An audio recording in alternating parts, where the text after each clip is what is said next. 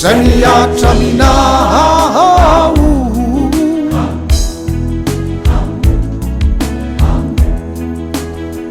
orisakaiza mafantatrao ve fa Jesosy no tena rehare arao izy fa toky tsy mandaoka mitsiky iraina toisa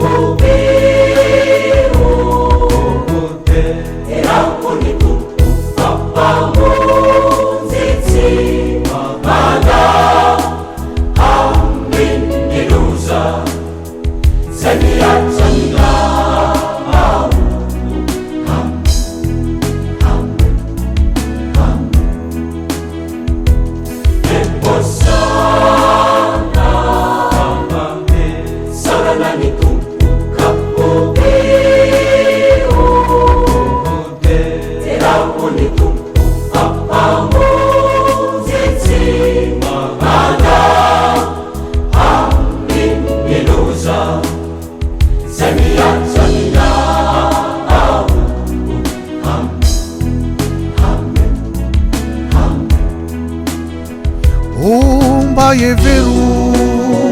ny fijaliany nomboina sy no fajiana amonjy anao no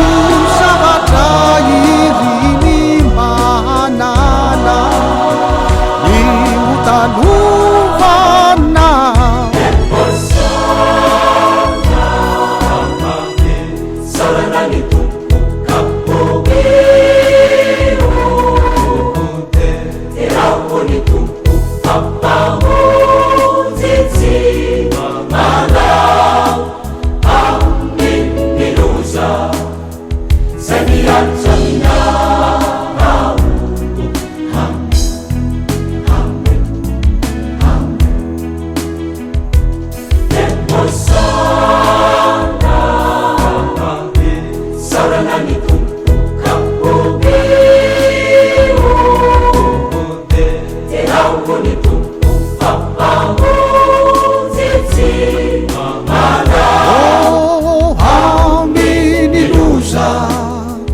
Zaniatra minao Amen, Amen, Amen, Amen, Amen, Amen, Amen, Amen, Amen.